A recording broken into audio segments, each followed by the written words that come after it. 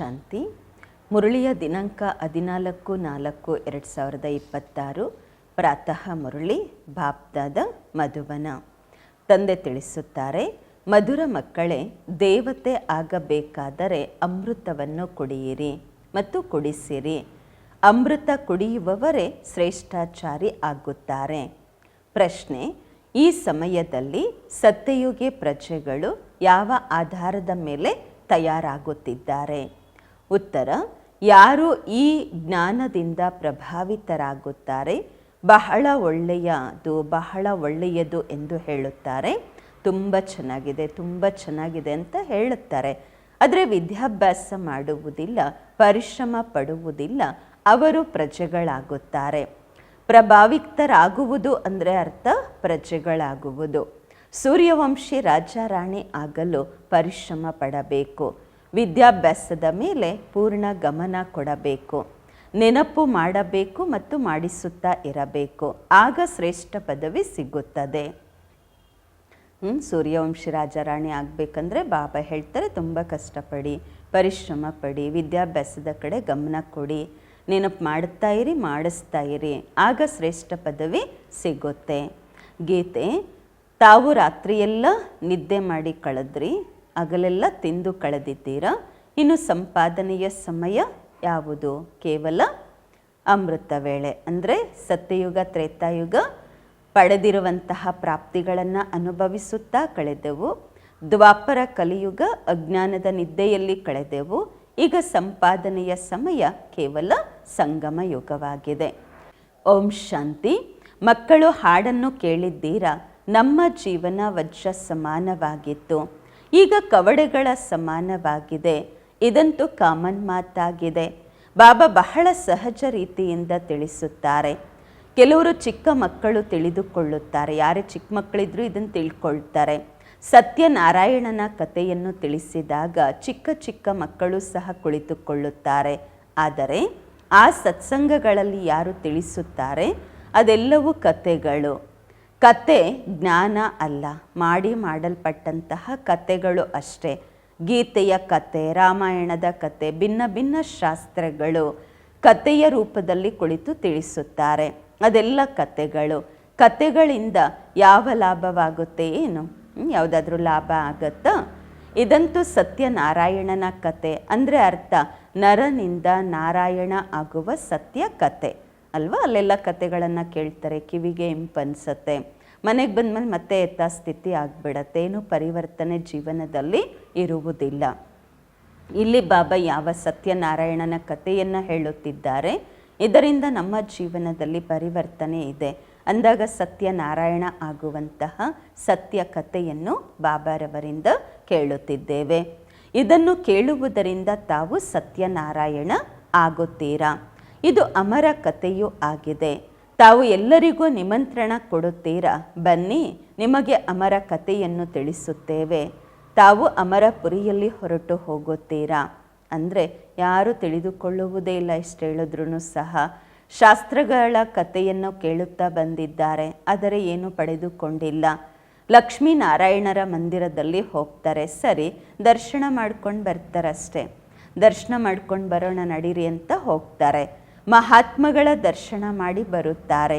ಇದು ಒಂದು ರೀತಿ ಪದ್ಧತಿ ನಡೆಯುತ್ತಾ ಬಂದಿದೆ. ಋಷಿ ಮುನಿಗಳು ಯಾರೆಲ್ಲ ಇದ್ದು ಹೋಗಿದ್ದಾರೆ ಅವರಿಗೆ ತಲೆ ಬಾಗುತ್ತಾ ಬಂದಿದ್ದಾರೆ. ಕೇಳಿ, ರಚಯಿತ ಮತ್ತು ರಚನೆಯ ಕಥೆಯ ಬಗ್ಗೆ ಗೊತ್ತಿದೆಯಾ ಎಂದು ಹೇಳುತ್ತಾರೆ. ಇಲ್ಲ, ಗೊತ್ತಿಲ್ಲ ಎಂದು. ಈಗ ತಾವು ಮಕ್ಕಳು ತಿಳಿದುಕೊಂಡಿದ್ದೀರಾ. ಈ ರಚಯಿತ ಮತ್ತು ರಚನೆಯ ಕಥೆಯಂತೂ ಬಹಳ ಸಹಜವಾಗಿದೆ. ತಂದೆ ಮತ್ತು ಆಸ್ತಿಯ ಕಥೆಯಾಗಿದೆ. ಬಲೆ ಪ್ರದರ್ಶನೆಯಲ್ಲಿ ಯಾರೆಲ್ಲ ಬರುತ್ತಾರೆ ಅವರಿಗೆ ಕತೆ ಚೆನ್ನಾಗಿ ಅನಿಸುತ್ತೆ, ಕೇಳಿಬಿಡ್ತಾರೆ. ಆದರೆ ಪವಿತ್ರರಾಗಿ ಇರುವುದಿಲ್ಲ. ತಿಳಿದುಕೊಳ್ಳುತ್ತಾರೆ ಈ ವಿಕಾರಗಳಲ್ಲಿ ಹೋಗುವ ರೀತಿ ಪದ್ಧತಿಯೂ ಸಹ ಅನಾದಿ, ಅವಾಗಲಿಂದ ಬಂದಿದೆ ಅಂದ್ಕೊಳ್ತಾರೆ. ಮಂದಿರಗಳಲ್ಲಿ ದೇವತೆಗಳ ಮುಂದೆ ಹೋಗಿ ಹಾಡು ಹಾಡುತ್ತಾರೆ, ಗಾಯನ ಮಾಡುತ್ತಾರೆ. ನೀವು ಸಂಪೂರ್ಣ ನಿರ್ವಿಕಾರಿಗಳು, ಮರ್ಯಾದಾ ಪುರುಷೋತ್ತಮರು, ಅಹಿಂಸಾ ಪರಮೋಧರ್ಮಿಗಳು. ಮತ್ತೆ ಹೊರಗೆ ಬಂದು ಹೇಳ್ತಾರೆ ವಿಕಾರದಲ್ಲಿ ಹೋಗುವುದು ಅನಾದಿಯಾಗಿದೆ ಎಂದು. ವಿಕಾರ ಇಲ್ಲದೆ ಪ್ರಪಂಚ ಹೇಗೆ ನಡೆಯುತ್ತೆ ಎಂದು ಕೇಳುತ್ತಾರೆ. ಲಕ್ಷ್ಮೀನಾರಾಯಣ ಅವ್ರಿಗೂ ಸಹ ಮಕ್ಕಳಿದ್ರಲ್ವಾ ಅಂತ ಹೇಳುತ್ತಾರೆ. ಸೊ ಆ ರೀತಿ ಯಾಕೆ ಹೇಳ್ತೀರಾ ಅಂತ ಹೇಳ್ತಾರೆ. ಮನುಷ್ಯರ ಪದವಿಯಂತೂ ಕೊಡ್ಲಿಕ್ಕೆ ಸಾಧ್ಯ ಇಲ್ಲ ದೇವತೆಗಳಿಗೆ. ದೇವತೆಗಳು ಸಹ ಮನುಷ್ಯರೇ ಇದ್ದರು, ಎಷ್ಟು ಸುಖಿಗಳಾಗಿದ್ದರು. ಲಕ್ಷ್ಮೀನಾರಾಯಣರ ರಾಜ್ಯದಲ್ಲಿ ಪವಿತ್ರತೆಯಿಂದಲೇ ಎಲ್ಲವೂ ನಡೆಯುತ್ತದೆ. ಆದರೆ ಮನುಷ್ಯರು ಅರ್ಥ ಮಾಡಿಕೊಳ್ಳುವುದಿಲ್ಲ.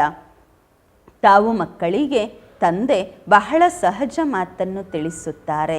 ಅವಶ್ಯವಾಗಿ ಇಲ್ಲಿ ಭಾರತದಲ್ಲಿಯೇ ಸ್ವರ್ಗವಿತ್ತು, ಲಕ್ಷ್ಮೀನಾರಾಯಣರ ರಾಜ್ಯವಿತ್ತು, ಚಿತ್ರಗಳು ಇವೆ, ಇದನ್ನು ಎಲ್ಲರೂ ಒಪ್ಪಿಕೊಳ್ಳುತ್ತಾರೆ.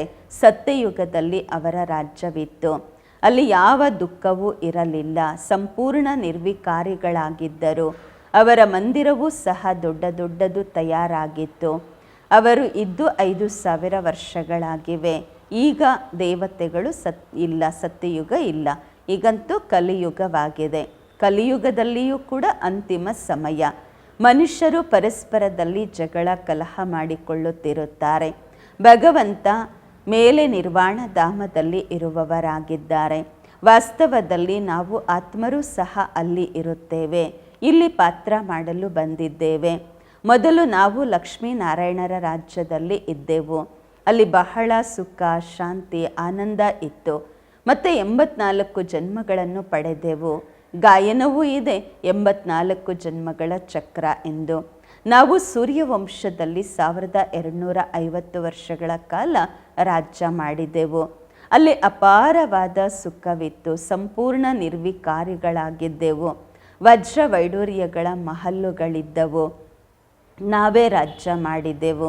ನಂತರ 84 ಜನ್ಮಗಳಲ್ಲಿ ಬರಬೇಕಾಯಿತು. ಇದು ವಿಶ್ವದ ಭೂಗೋಳ ಚರಿತ್ರೆಯ ಚಕ್ರ ಸುತ್ತುತ್ತಾ ಇರುವುದು. ಅರ್ಧ ಕಲ್ಪ ಸುಖ ಇತ್ತು, ರಾಮರಾಜ್ಯದಲ್ಲಿದ್ದೆವು. ನಂತರ ಮನುಷ್ಯರ ವೃದ್ಧಿ ಆಗುತ್ತಾ ಹೋಯಿತು. ಸತ್ಯಯುಗದಲ್ಲಿ 9 ಲಕ್ಷ ಇದ್ದರು. ಸತ್ಯಯುಗದ ಅಂತಿಮದಲ್ಲಿ ವೃದ್ಧಿ ಆಗುತ್ತಾ 9 ಲಕ್ಷಗಳಿಂದ 2 ಕೋಟಿ ಆದರು. ಅನಂತರ 12 ಜನ್ಮ ತ್ರೇತಾದಲ್ಲಿ ಬಹಳ ಸುಖ ಶಾಂತಿಯಲ್ಲಿದ್ದೆವು. ಒಂದೇ ಧರ್ಮವಿತ್ತು. ಅನಂತರ ಏನಾಯಿತು?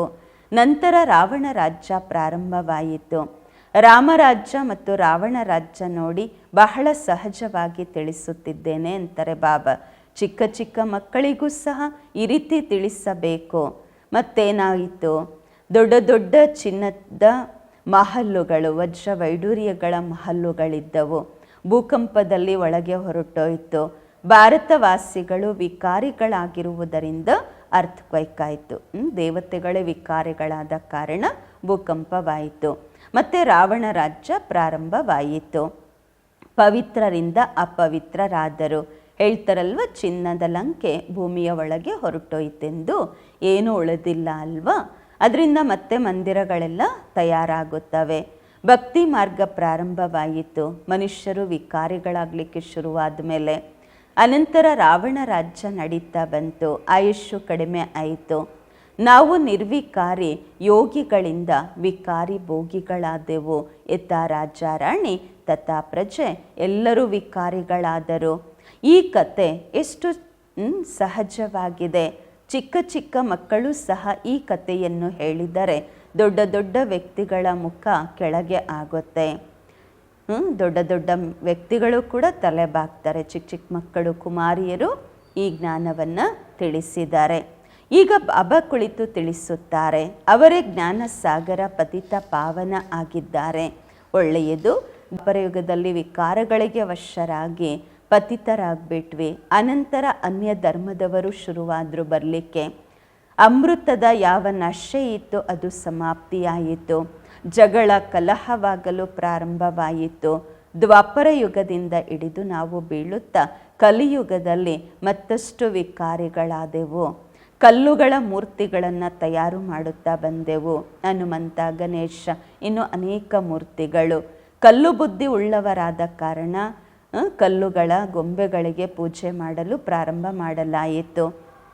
ತಿಳ್ಕೊಳ್ತಾ ಇದ್ವಿ ಭಗವಂತ ಕಲ್ಲಲ್ಲಿ ಮುಳ್ಳಲ್ಲೂ ಎಲ್ಲದರಲ್ಲೂ ಇದ್ದಾರೆಂದು. ಈ ರೀತಿ ಮಾಡುತ್ತಾ ಮಾಡುತ್ತಾ ಭಾರತದ ಪರಿಸ್ಥಿತಿ ಈ ರೀತಿಯಾಯಿತು. ಈಗ ಮತ್ತೆ ಬಾಬಾ ಹೇಳುತ್ತಾರೆ, ವಿಷ ಕುಡಿಯುವುದನ್ನು ಬಿಟ್ಟು ಬಿಡಿ. ಅಮೃತವನ್ನು ಕುಡಿದು ಪವಿತ್ರರಾಗಿರಿ ಮತ್ತು ರಾಜ್ಯವನ್ನು ಪಡೆದುಕೊಳ್ಳಿ.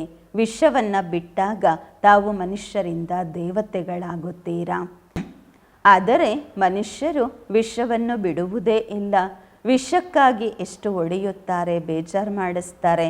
ಅದಕ್ಕೆ ದ್ರೌಪದಿ ಕರೆದ್ರು ಅಲ್ವಾ, ತಾವು ತಿಳಿದುಕೊಂಡಿದ್ದೀರಾ ಅಮೃತ ಕುಡಿಯದೆ ದೇವತೆಗಳು ಹೇಗಾಗಲು ಸಾಧ್ಯ. ಸತ್ಯಯುಗದಲ್ಲಿ ರಾವಣ ಇರುವುದೇ ಇಲ್ಲ. ಬಾಬಾ ಹೇಳುತ್ತಾರೆ, ಎಲ್ಲಿಯವರೆಗೆ ಶ್ರೇಷ್ಠಾಚಾರಿ ಆಗುವುದಿಲ್ಲ ಅಲ್ಲಿಯವರೆಗೆ ಸ್ವರ್ಗದಲ್ಲಿ ಬರಲು ಸಾಧ್ಯವಿಲ್ಲ.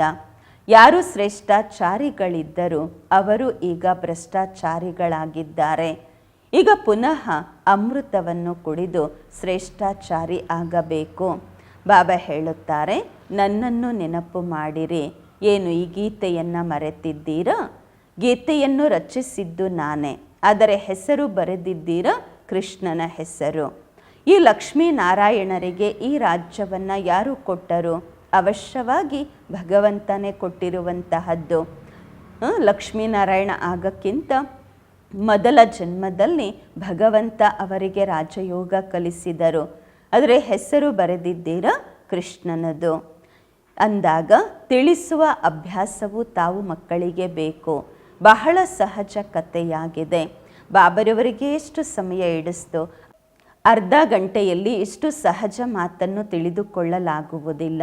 ಆದ್ದರಿಂದ ಬಾಬಾ ಹೇಳುತ್ತಾರೆ, ಕೇವಲ ಒಂದು ಚಿಕ್ಕ ಕಥೆಯ ರೂಪದಲ್ಲಿ ಕುಳಿತು ಯಾರಿಗಾದರೂ ತಿಳಿಸಿರಿ. ಕೈಯಲ್ಲಿ ಚಿತ್ರಗಳನ್ನು ತೆಗೆದುಕೊಳ್ಳಿ. ಸತ್ಯಯುಗದಲ್ಲಿ ಲಕ್ಷ್ಮೀನಾರಾಯಣರ ರಾಜ್ಯವಿತ್ತು. ಅನಂತರ ತ್ರೇತಾಯುಗದಲ್ಲಿ ರಾಮ ಸೀತೆಯರ ರಾಜ್ಯ, ದ್ವಾಪರ ಯುಗದಲ್ಲಿ ರಾವಣನ ರಾಜ್ಯವಾಯಿತು. ಎಷ್ಟು ಸಹಜ ಕಥೆಯಾಗಿದೆ. ನಾವು ದೇವತೆಗಳಾಗಿದ್ದೆವು, ಅನಂತರ ಕ್ಷತ್ರಿಯ ವೈಶ್ಯ ಶೂದ್ರರಾದೆವು. ಈಗ ನಮ್ಮನ್ನು ನಾವು ದೇವತೆಗಳೆಂದು ತಿಳಿದುಕೊಳ್ಳದ ಕಾರಣ ಹಿಂದೂಗಳೆಂದು ಹೇಳಿಕೊಳ್ಳುತ್ತೇವೆ. ಧರ್ಮಶ್ರೇಷ್ಠ ಕರ್ಮಶ್ರೇಷ್ಠರಿಂದ ಧರ್ಮಭ್ರಷ್ಟ ಕರ್ಮಭ್ರಷ್ಟರಾದೆವು. ಈ ರೀತಿ ಚಿಕ್ಕ ಚಿಕ್ಕ ಮಕ್ಕಳು ಈ ರೀತಿ ತಿಳಿಸಿದರೆ, ಭಾಷಣ ಮಾಡಿದರೆ ಪೂರ್ತಿ ಸಭೆಯಲ್ಲಿ ತುಂಬ ಜೈ ಜೈಕಾರ ಆಗಿಬಿಡತ್ತೆ ಅಂತಾರೆ ಬಾಬ್ರವರು. ಚಿಕ್ಕ ಮಕ್ಕಳು ಇಷ್ಟು ದೊಡ್ಡ ಜ್ಞಾನ ಹೇಳ್ತಾರಲ್ವ ಅಂತ ಹೇಳಿ ತುಂಬ ಮಹಿಮೆ ಆಗುವುದು. ಬಾಬಾ ಎಲ್ಲ ಸೆಂಟರಿನ ಮಕ್ಕಳಿಗೆ ತಿಳಿಸುತ್ತಿದ್ದಾರೆ. ಈಗ ದೊಡ್ಡ ದೊಡ್ಡವರು ಕಲಿಯಲಿಲ್ಲವೆಂದರೆ ಚಿಕ್ಕ ಚಿಕ್ಕ ಕುಮಾರಿಯರಿಗೆ ಕಲಿಸಿರಿ. ಕುಮಾರಿಯರಿಗೆ ಹೆಸರು ಇದೆ. ದೆಹಲಿ ಬಾಂಬೆಯಲ್ಲಿ ತುಂಬ ಒಳ್ಳೊಳ್ಳೆಯ ಕುಮಾರಿಯರಿದ್ದಾರೆ, ವಿದ್ಯಾವಂತರು ಇದ್ದಾರೆ. ಅವರನ್ನು ನಿಲ್ಲಿಸಬೇಕು, ಅವರನ್ನು ತಯಾರು ಮಾಡಬೇಕು. ಎಷ್ಟು ಕೆಲಸ ಮಾಡ್ತಾರೆ ಅವರು, ಎಷ್ಟು ಸರ್ವಿಸ್ ಮಾಡ್ತಾರೆ. ಒಂದು ವೇಳೆ ಕುಮಾರಿಯರು ಸರ್ವಿಸ್ಗೋಸ್ಕರ ನಿಂತರೆ ಬಹಳ ಹೆಸರು ಪ್ರಸಿದ್ಧವಾಗುವುದು. ಶ್ರೀಮಂತರ ಮನೆಯವರು ಯಾರಿರ್ತಾರೆ ಅವರಿಗೆ ಕಷ್ಟ ಆಗ್ಬೋದು. ಸಾಹಸ ಇಡಬೇಕಾಗತ್ತೆ, ಕಷ್ಟಕರವಾಗಿ ಸಾಹಸ ಇಡ್ತಾರೆ. ಶ್ರೀಮಂತರಿಗೆ ತಮ್ಮ ಶ್ರೀಮಂತಿಕೆಯ ನಶೆ ಇರುತ್ತೆ, ವರದಕ್ಷಿಣೆ ಅದೆಲ್ಲ ಸಿಗತ್ತೆ ಅಷ್ಟೇ. ಕುಮಾರಿಯರು ವಿವಾಹ ಮಾಡಿಕೊಂಡು ಕಪ್ಪು ಮುಖ ಮಾಡಿಕೊಳ್ಳುತ್ತಾರೆ ಮತ್ತು ಎಲ್ಲರ ಮುಂದೆ ತಲೆ ಬಾಗಬೇಕಾಗತ್ತೆ. ಅಂದಾಗ ಬಾಬಾ ಎಷ್ಟು ಸಹಜವಾಗಿ ತಿಳಿಸುತ್ತಾರೆ. ಬಾಬರವರ ಸೇವೆಯಲ್ಲಿ ತೊಡಗಿಬಿಟ್ರೆ ಎಲ್ಲರೂ ಕೈ ಮುಗಿಯುತ್ತಾರೆ, ಎಷ್ಟು ಆತ್ಮಗಳ ಕಲ್ಯಾಣ ಆಗತ್ತೆ. ಅದೇ ಕನ್ಯೆಯರು ವಿವಾಹ ಮಾಡಿಕೊಂಡ್ರೆ ಕಪ್ಪು ಮುಖ ಆಗತ್ತೆ, ವಿಕಾರಿಗಳಾಗ್ತಾರೆ ಮತ್ತು ಎಲ್ಲರ ಮುಂದೆ ತಲೆ ಬಾಗಬೇಕಾಗತ್ತೆ. ಆದರೆ ಪಾರಸ ಬುದ್ಧಿ ಉಳ್ಳವರಾಗುವಂತಹ ವಿಚಾರವೇ ಬರುವುದಿಲ್ಲ. ನೋಡಿ, ಯಾರು ಓದೋದೇ ಇಲ್ಲ ಅವರು ಸಹ ಈ ಕಾಲದಲ್ಲಿ MP MLA ಎಲ್ಲ ಆಗಿಬಿಡುತ್ತಾರೆ. ವಿದ್ಯಾಭ್ಯಾಸದಿಂದ ಏನೇನು ಆಗಿಬಿಡುತ್ತಾರೆ. ಈ ವಿದ್ಯಾಭ್ಯಾಸವಂತೂ ಬಹಳ ಸಹಜವಾಗಿದೆ. ಅನ್ಯರಿಗೂ ಸಹ ತಾವು ಕಲಿಸಬೇಕು. ಆದರೆ ಶ್ರೀಮತದಂತೆ ನಡೆಯಲಿಲ್ಲವೆಂದರೆ ಓದುವುದೇ ಇಲ್ಲ. ಬಹಳ ಒಳ್ಳೊಳ್ಳೆಯ ಕುಮಾರಿಯರಿದ್ದಾರೆ, ಆದರೆ ತಮ್ಮದೇ ಆದ ನಶೆ ಅವರಿಗೆ ಏರಿರುತ್ತೆ. ಸ್ವಲ್ಪ ಏನಾದರೂ ಕೆಲಸ ಮಾಡಿಬಿಟ್ರೆ ತಿಳ್ಕೊಳ್ತಾರೆ ನಾವು ಬಹಳ ಕೆಲಸ ಮಾಡಿಬಿಟ್ವಿ ಅಂತ. ಈಗಂತೂ ಬಹಳ ಕೆಲಸ ಮಾಡಬೇಕಾಗಿದೆ. ಈ ಕಾಲದಲ್ಲಿ ಫ್ಯಾಷನ್ನಲ್ಲಿ ಕುಮಾರಿಯರಿರ್ತಾರೆ. ಫ್ಯಾಷನ್ ಮೇ ಹಿ ಕುಮಾರಿಯರೇತಿ ಅಂತಾರೆ ಬಾಬಾ. ಸತ್ಯಯುಗದಲ್ಲಂತೂ ನ್ಯಾಚುರಲ್ ಆಗಿ ಶೃಂಗಾರ ಇರುವುದು. ಇಲ್ಲಂತೂ ಎಷ್ಟು ಆರ್ಟಿಫಿಷಿಯಲ್ ಶೃಂಗಾರ ಮಾಡಿಕೊಳ್ಳುತ್ತಾರೆ. ಕೇವಲ ಕೂದಲು ತಯಾರು ಮಾಡಿಕೊಳ್ಳೋದ್ರಲ್ಲಿ, ಅಂದರೆ ಜಡೆ ಹಾಕ್ಕೊಳ್ಳೋದ್ರಲ್ಲಿ ಅಥವಾ ಕೂದಲು ತಯಾರು ಮಾಡ್ಕೊಳ್ಳೋದ್ರಲ್ಲಿ ಎಷ್ಟು ಹಣ ಖರ್ಚು ಮಾಡ್ತಾರೆ ಕೂದಲಿಗೋಸ್ಕರ. ಇದು ಸಹ ಮಾಯೆಯ ಆಡಂಬರವಾಗಿದೆ. ಫಾಲಾಪ್ ಮಾಯಾ, ರಾವಣನ ರಾಜ್ಯ ಪತನದ ಕಡೆ ಹೋಗ್ತಾ ಇದೆ, ಮತ್ತು ರಾಮರಾಜ್ಯ ಉತ್ಥಾನದ ಕಡೆ ಹೋಗುವುದು. ಈಗ ರಾಮರಾಜ್ಯ ಸ್ಥಾಪನೆಯಾಗುವುದು. ಆದರೆ ತಾವು ಪರಿಶ್ರಮ ಪಡಬೇಕು ಅಲ್ವಾ? ತಾವೇನಾಗ್ತೀರಾ? ಒಂದು ವೇಳೆ ವಿದ್ಯಾಭ್ಯಾಸವೇ ಮಾಡಲಿಲ್ಲವೆಂದರೆ ಅಲ್ಲಿ ಹೋಗಿ ಪಾಯಿ ಪೈಸೆಯ ಪ್ರಜೆಗಳಾಗುತ್ತೀರಾ? ಈ ಕಾಲದಲ್ಲಿ ದೊಡ್ಡ ದೊಡ್ಡ ವ್ಯಕ್ತಿಗಳು ಅಲ್ಲಿನ ಎಲ್ಲ ಪ್ರಜೆಗಳಲ್ಲಿ ಬಂದು ಬಿಡುತ್ತಾರೆ. ಶ್ರೀಮಂತರಂತೂ ಕೇವಲ ಚೆನ್ನಾಗಿದೆ ಚೆನ್ನಾಗಿದೆ ಅಂತ ಹೇಳಿ ತಮ್ಮ ಕೆಲಸ ಕಾರ್ಯಗಳಲ್ಲಿ ತೊಡಗುತ್ತಾರೆ, ಬಹಳ ಚೆನ್ನಾಗಿ ಪ್ರಭಾವಿತರಾಗುತ್ತಾರೆ. ಮತ್ತೇನಾಗತ್ತೆ? ಕೊನೆಗೆ ಏನಾಗತ್ತೆ? ಅಲ್ಲಿ ಹೋಗಿ ಪ್ರಜೆಗಳಾಗುತ್ತಾರೆ. ಪ್ರಭಾವಿತರಾಗುವುದು ಅಂದರೆ ಅರ್ಥ ಪ್ರಜೆಗಳಲ್ಲಿ ಬರುವುದು. ಯಾರು ಚೆನ್ನಾಗಿ ಪರಿಶ್ರಮ ಪಡುತ್ತಾರೆ ಅವರು ರಾಮರಾಜ್ಯದಲ್ಲಿ ಬರುತ್ತಾರೆ. ಈ ತಿಳುವಳಿಕೆಯಂತೂ ತುಂಬ ಸಹಜವಾಗಿದೆ. ಈ ಕಥೆಯ ನಶೆಯಲ್ಲಿ ಯಾರಿರ್ತಾರೆ ಅವರ ಜೀವನದ ರೂಪಿ ದೋಣಿ ಪಾರಾಗುವುದು. ನಾವು ಶಾಂತಿಧಾಮದಲ್ಲಿ ಹೋಗುತ್ತೇವೆ, ನಂತರ ಸುಖಧಾಮದಲ್ಲಿ ಬರುತ್ತೇವೆ. ಅಷ್ಟೇ. ನೆನಪು ಮಾಡುತ್ತಾ ಇರಿ, ಮಾಡಿಸುತ್ತಾ ಇರಿ, ಆಗಲೇ ಶ್ರೇಷ್ಠ ಪದವಿ ಪಡೆಯುತ್ತೀರಾ. ಗಮನ ಪೂರ್ತಿ ವಿದ್ಯಾಭ್ಯಾಸದ ಕಡೆ ಕೊಡಬೇಕು. ಚಿತ್ರಗಳು ಕೈಯಲ್ಲಿರಬೇಕು. ಹೇಗೆ ಬ್ರಹ್ಮ ಬಾಬಾ ಲಕ್ಷ್ಮೀನಾರಾಯಣರ ಪೂಜೆ ಮಾಡುತ್ತಾ ಇದ್ರು, ಆಗ ಚಿತ್ರ ಜೋಬೆಲ್ಲೇ ಇಟ್ಕೊಂಡಿರ್ತಾ ಇದ್ರು. ಚಿತ್ರ ಚಿಕ್ಕದೇ ಇದ್ರೂ ಇರ್ತಿತ್ತು, ಲಾಕೆಟಲ್ಲೂ ಇರ್ತಾ ಇತ್ತು, ಪಾಕೆಟಲ್ಲಿ ಇಟ್ಕೊಂಡಿರ್ತಾ ಇದ್ರು ಬಾಬಾ. ಅದರ ಬಗ್ಗೆ ತಿಳಿಸ್ಬೇಕು. ಚಿಕ್ಕ ಚಿತ್ರನೇ ಇಟ್ಕೊಳ್ಳಿ, ಲಾಕೆಟ್ ಆದರೂ ಇಟ್ಕೊಳ್ಳಿ, ಅದರ ಬಗ್ಗೆ ತಿಳಿಸಿ ಅಂತಾರೆ ಬಾಬಾ. ಇವರಾಗಿದ್ದಾರೆ ತಂದೆ, ಇವರ ಮೂಲಕ ಈ ಆಸ್ತಿ ಸಿಗುತ್ತಿದೆ. ಈಗ ಪವಿತ್ರರಾಗಿರಿ, ತಂದೆಯನ್ನು ನೆನಪು ಮಾಡಿರಿ. ಎಷ್ಟು ಜ್ಞಾನವಿದೆ. ಈ ಮೆಡಲ್ಸು, ಈ ಮೆಡಲ್ ಏನು ಬ್ಯಾಡ್ಜ್ ಇದೆ, ಬ್ಯಾಡ್ಜಲ್ಲಿ ಎಷ್ಟು ಜ್ಞಾನವಿದೆ. ಇದರಲ್ಲಿ ಪೂರ್ತಿ ಜ್ಞಾನ ಇದೆ. ಇದರ ಬಗ್ಗೆ ತಿಳಿಸುವುದು ಬಹಳ ಸಹಜ. ಸೆಕೆಂಡಿನಲ್ಲಿ ತಂದೆಯಿಂದ ಸ್ವರ್ಗದ ಜೀವನ್ಮುಕ್ತಿಯ ಆಸ್ತಿ ಸಿಗುವುದು. ಯಾರೇ ತಿಳಿಸಿದರೂ ಜೀವನ್ಮುಕ್ತಿ ಪದವಿಯ ಅಧಿಕಾರಿಗಳಾಗುತ್ತಾರೆ. ಬಾಕಿ ವಿದ್ಯಾಭ್ಯಾಸದ ಅನುಸಾರವಾಗಿ ಶ್ರೇಷ್ಠ ಪದವಿ ಪಡೆಯುತ್ತಾರೆ. ಸ್ವರ್ಗದಲ್ಲಂತೂ ಬರ್ತಾರೆ ಅಲ್ವಾ? ಅಂತಿಮದಲ್ಲಿ ಬಂದ್ರೂ ಪರವಾಗಿಲ್ಲ ಅಂತಾರೆ ಬಾಬ್ರವರು. ವೃದ್ಧಿಯಂತೂ ಆಗಲೇಬೇಕು. ದೇವಿ ದೇವತಾ ಧರ್ಮ ಶ್ರೇಷ್ಠವಾಗಿದೆ, ಅದು ಸಹ ತಯಾರಾಗತ್ತೆ. ಪ್ರಜೆಗಳಂತೂ ಲಕ್ಷಾಂತರ ಜನ ತಯಾರಾಗುತ್ತಾರೆ. ಸೂರ್ಯವಂಶಿ ಮನೆತನದಲ್ಲಿ ಬರಬೇಕಾದರೆ ಪರಿಶ್ರಮ ಪಡಬೇಕು. ಸರ್ವಿಸ್ ಮಾಡುವವರೇ ಒಳ್ಳೆಯ ಪದವಿಯನ್ನು ಪಡೆಯುತ್ತಾರೆ. ಅವರ ಹೆಸರು ಸಹ ಬಹಳ ಪ್ರಸಿದ್ಧವಾಗುವುದು.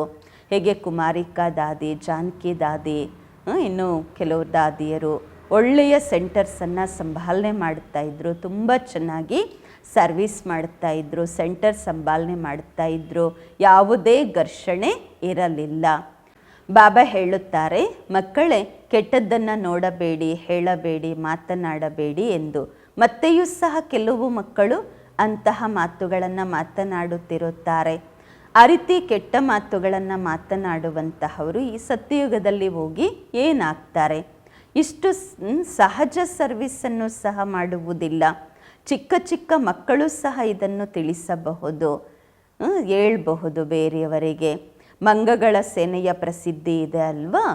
ಯಾರೆಲ್ಲ ಆತ್ಮರೂಪಿ ಸೀತೆಯರು ರಾವಣನ ಜೈಲಿನಲ್ಲಿ ಸಿಕ್ಕಾಕ್ಕೊಂಡಿದ್ದಾರೆ ಅವರನ್ನು ಬಿಡಿಸಬೇಕು. ಕತೆಗಳಂತೂ ಏನೆಲ್ಲ ತಯಾರು ಮಾಡಿದ್ದಾರೆ. ಈ ರೀತಿ ಯಾರು ಬೇಕಾದರೂ ಭಾಷಣ ಮಾಡಬಹುದು.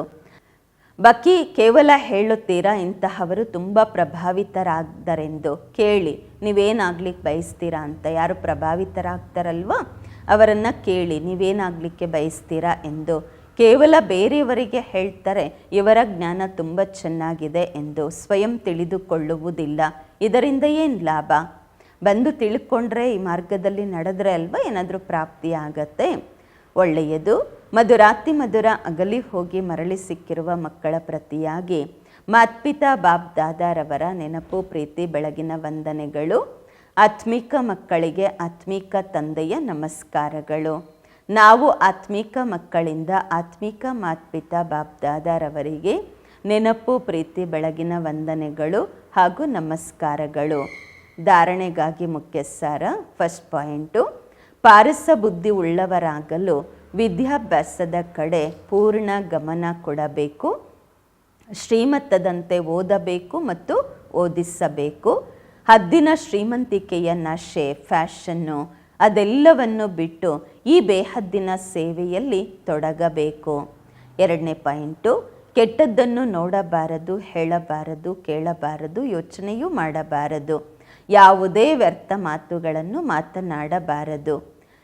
ಯಾರ ಮೇಲೆಯೂ ಪ್ರಭಾವಿತರಾಗಬಾರದು. ಎಲ್ಲರಿಗೂ ಸತ್ಯನಾರಾಯಣನ ಈ ಚಿಕ್ಕ ಕಥೆಯನ್ನು ತಿಳಿಸಬೇಕು. ವರದಾನ: ಹೊಸ ಜೀವನದ ಸ್ಮೃತಿಯಿಂದ ಕರ್ಮೇಂದ್ರಿಯಗಳ ಮೇಲೆ ವಿಜಯ ಪ್ರಾಪ್ತಿ ಮಾಡಿಕೊಳ್ಳುವಂತಹ ಮರ್ಜೀವ ಆಗಿರಿ. ಬಾಬಾ ಹೇಳ್ತಾರೆ, ಹೊಸ ಜೀವನದ ಸ್ಮೃತಿಯಿಂದ ಕರ್ಮೇಂದ್ರಿಯಗಳ ಮೇಲೆ ವಿಜಯ ಪ್ರಾಪ್ತಿ ಮಾಡಿಕೊಳ್ಳುವಂತಹ ಮರುಜೀವ ಆಗಿರಿ.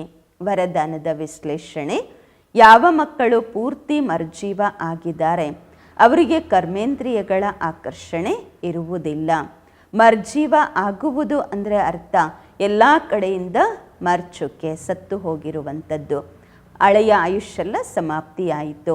ಯಾವಾಗ ಹೊಸ ಜನ್ಮ ಆಯಿತು ಅಂದಾಗ ಹೊಸ ಜನ್ಮ, ಹೊಸ ಜೀವನದಲ್ಲಿ ಕರ್ಮೇಂದ್ರಿಯಗಳಿಗೆ ಹೇಗೆ ವಶವಾಗಲು ಸಾಧ್ಯ? ಬ್ರಹ್ಮಕುಮಾರ ಬ್ರಹ್ಮಕುಮಾರಿಯರ ಹೊಸ ಜೀವನದಲ್ಲಿ ಕರ್ಮೇಂದ್ರಿಯಗಳಿಗೆ ವಶ ಆಗುವುದು ಏನೊಸ್ತು ಇರುತ್ತೆ? ಈ ಜ್ಞಾನದಿಂದಲೇ ಭಿನ್ನ ಅಲ್ವಾ ಅದು ಕರ್ಮೇಂದ್ರಿಯಗಳಿಗೆ ವಶ ಆಗುವಂಥದ್ದು. ಶುದ್ರತನದ ಕಿಂಚಿತ್ತು ಶ್ವಾಸ ಅಂದರೆ ಅರ್ಥ ಸಂಸ್ಕಾರವೂ ಸಹ ಎಲ್ಲೂ ಸಿಕ್ಕಾಕೊಂಡಿರಬಾರ್ದು. ಶುದ್ರತನದ ಕಿಂಚಿತ್ತು ಶ್ವಾಸವೂ ಇರಬಾರ್ದು ಅಂತಾರೆ ಬಾಬಾ. ಸ್ಲೋಗನ್: ಅಮೃತ ವೇಳೆ ಮನಸ್ಸಿನಲ್ಲಿ ಅಥವಾ ಹೃದಯದಲ್ಲಿ ಪರಮಾತ್ಮನ ಸ್ನೇಹವನ್ನು ಸಮಾವೇಶ ಮಾಡಿಕೊಂಡಾಗ ಬೇರೆ ಯಾರ ಸ್ನೇಹವೂ ಆಕರ್ಷಿತ ಮಾಡಲಾಗುವುದಿಲ್ಲ. ಅಮೃತ ವೇಳೆ ಹೃದಯದಲ್ಲಿ, ಮನಸ್ಸಿನಲ್ಲಿ ಪರಮಾತ್ಮನ ಸ್ನೇಹವನ್ನು ಸಮಾವೇಶ ಮಾಡಿಕೊಳ್ಳಿ. ಆಗ ಅನ್ಯ ಯಾವುದೇ ಸ್ನೇಹ ಆಕರ್ಷಿತ ಮಾಡುವುದಿಲ್ಲ. ಅವ್ಯಕ್ತ ಇಶಾರೆ: ಮಹಾನರಾಗಲು ಮಧುರತೆ ಮತ್ತು ನಮ್ರತೆಯ ಗುಣವನ್ನು ಧಾರಣೆ ಮಾಡಿಕೊಳ್ಳಿ. ಸಂಘಟನೆಯಲ್ಲಿ ಸಫಲತೆಯನ್ನು ಪ್ರಾಪ್ತಿ ಮಾಡಿಕೊಳ್ಳಲು ಸದಾ ನಮ್ರಚಿತ್ತರಾಗಿರುವ ಸಿಂಹಾಸನದ ಮೇಲೆ ವಿರಾಜಮಾನರಾಗಿ ಇರಿ. ಈ ಸಿಂಹಾಸನದ ಮೇಲೆ ಕುಳಿತು ಜವಾಬ್ದಾರಿಯ ಕಿರೀಟವನ್ನು ಧಾರಣೆ ಮಾಡಿಕೊಂಡು ಭವಿಷ್ಯದ ಪದವಿಯನ್ನು ತಯಾರು ಮಾಡಿಕೊಳ್ಳಿ. ಸಿಂಹಾಸನದಿಂದ ಕೆಳಗೆ ಇಳಿಯಬೇಡಿ. ಇದರ ಮೇಲೆ ಕುಳಿತು ಕೆಲಸ ಮಾಡಿರಿ, ಆಗ ಸಫಲತೆ ಸಿಗುತ್ತಾ ಇರುವುದು. ಇದಕ್ಕಾಗಿ ಮೊದಲು ನೀವು ಎಂಬ ಪಾಠವನ್ನು ಪಕ್ಕಾ ಮಾಡಿಕೊಳ್ಳಿ. ಇದರಿಂದ ನಿಮ್ಮ ಸಂಸ್ಕಾರ ಎಲ್ಲರ ಜೊತೆ ಸಹಜವಾಗಿ ಹೊಂದಿಕೊಳ್ಳುವುದು. ಓಂ ಶಾಂತಿ.